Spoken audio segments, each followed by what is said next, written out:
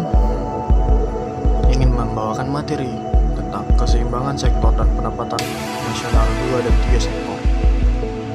Di sini saya akan menjelaskan beberapa bagiannya seperti pengertian materi pendapatan nasional keseimbangan 2 dan 3 sektor, pentingnya keseimbangan sektor real dan moneter dalam perekonomian, kebijakan fiskal dan pengaruh terhadap keseimbangan sektor real dan moneter, kebijakan moneter dan pengaruh terhadap keseimbangan sektor real dan moneter, peran sektor swasta dan dalam mencapai keseimbangan sektor real dan moneter, serta kesimpulannya, pentingnya keseimbangan sektor real dan moneter dalam perekonomian.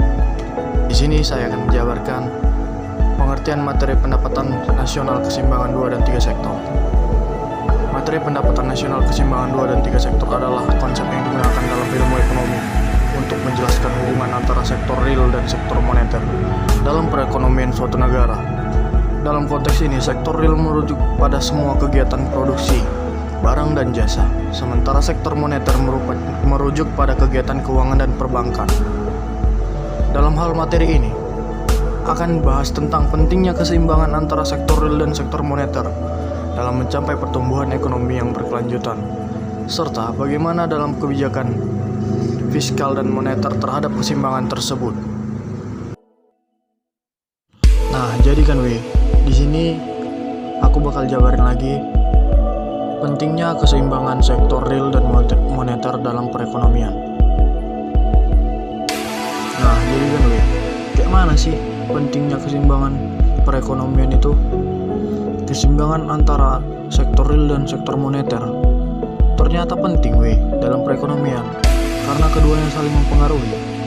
Jadi contohnya nih jika sektor real mengalami pertumbuhan yang baik namun sektor moneter tidak stabil, maka yang bakal terjadi itu adalah inflasi. Dapat terjadi karena kelebihan permintaan uang. Di sisi lain kan kalau sektor moneternya stabil tapi kalau sektor realnya enggak, perekonomian itu enggak akan berkembang dengan baik Jadi karena itu penting juga untuk pemerintah melakukan koordinasi antara kebijakan fiskal dan moneter ini tengok, biar tercapai keseimbangan yang optimal antara sektor real dan sektor moneter itu dalam perekonomian kita, ya kan? Cocok kalian rasa? Keuntungan pendapatan nasional keseimbangan 2 sektor. Salah satu keuntungan dari keseimbangan 2 sektor adalah fokus pada pengembangan sektor utama, yaitu sektor primer dan sekunder. Hal ini dapat meningkatkan produktivitas dan kemampuan bersaing di pasar global. Selain itu, keseimbangan 2 sektor juga dapat membantu mengurangi ketimpangan ekonomi antara daerah perkotaan dan pedesaan. Kayak contohnya kan sektor pertanian di pedesaan dapat memberikan bahan mentah untuk industri di perkotaan.